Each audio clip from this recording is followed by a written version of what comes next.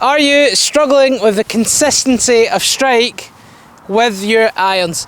Low point control is the most important skill to learn. If you've been struggling with the consistency of your irons, whether that is hitting them fat, hitting them thin, constantly hitting them different distances, this is the video for you.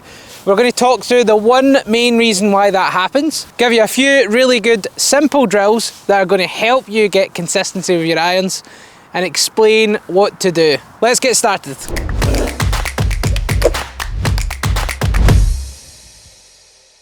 The thing that we need to improve with our irons to get more consistency is low point control.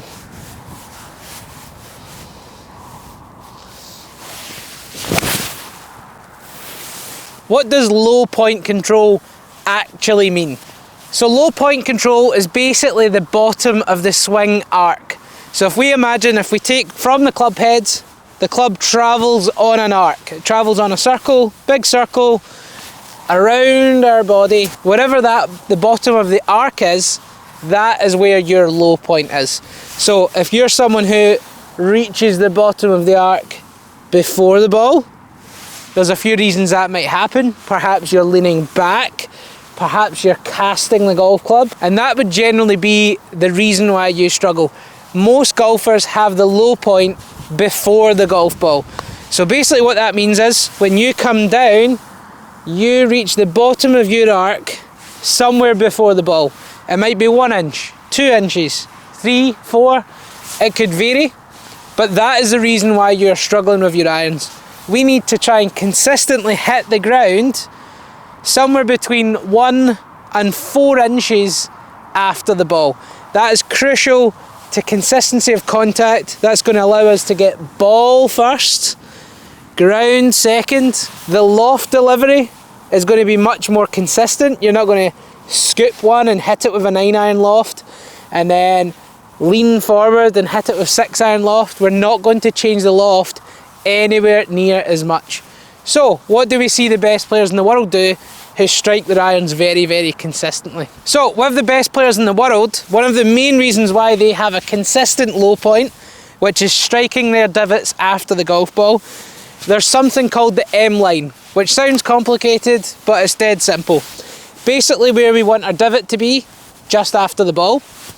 What we are looking for at that position is lots of things in line. We want the left shoulder, we want the middle of your hip joint, we want the hands and the club head all aligned up. If we can do this, we are going to consistently strike our irons nice. So as we come in, shoulder, this is just after the ball where we want our divot to be.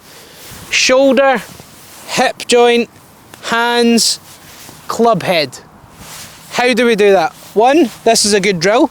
You could grab a big golf bag or imagine a wall is beside you and just try and get to that position and line everything up.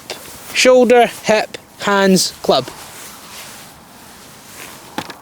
Shoulder, hip, hands, club.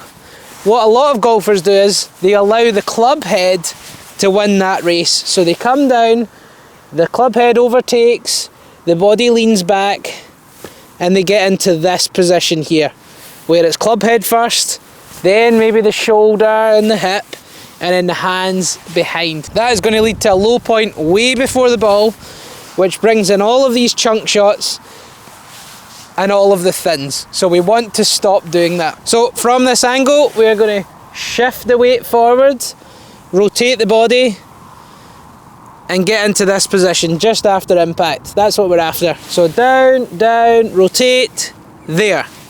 There's our M line, one big long straight line.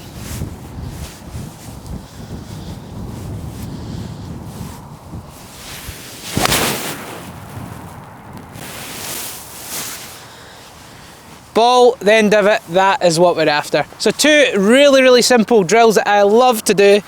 One is with a small broken tee. Next time you're playing a par 3, tidy the course, grab a broken tee. What you want to try and do is place your ball down, place the broken tee about 2 inches in front of the golf ball. So I've got that slightly in front of the ball there. And what you're doing, you or what you want to try and do, is aim to strike that tee peg out of the ground. So you're not thinking of the golf ball. We want a descending blow where we hit the ball and strike the tee out of the ground. So we'll give that a try right now.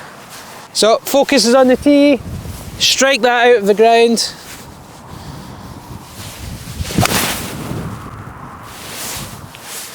We got the ball first, we've hit the tee out, and we've got that divot after the ball. So good low point control there. We've struck the ground after the ball. And finally, one other drill that I quite like to do is place a tee peg down at an angle. So the tee peg is the nail and this is the hammer. What I want you to try and do is imagine that the sweet spot, the centre of the club, is going to hammer that nail, that tee, into the ground. What you're not going to do, you won't lean back, you won't scoop up. That's going to lead to the hammer, the bottom of the hammer, your club, hitting the top of the tee. The sweet spot's going to be facing the sky, so there would be lots of loft on the club. We want to strike the middle of the tee peg with the middle of the face. So you would be back, you would move your weight forward, you would lean the club forward. As you rotate, you would strike that nail into the ground, and again, there's that magic line. Shoulder, hip, hands and club head all lined up. Strike your divot after the ball and you're going to get so much more consistency. So golfers, give these drills a try. Give that simple swing thought of having that straight line. You're then copying the best players in the world who strike their irons consistently, and you can too. If you found this video useful, please do subscribe to the channel. There's a large percentage of viewers who watch the videos but don't subscribe, and by subscribing you really help out the channel, which allows me to get more and more free content, better content to you guys every single week. Thanks for watching and see you on the channel soon.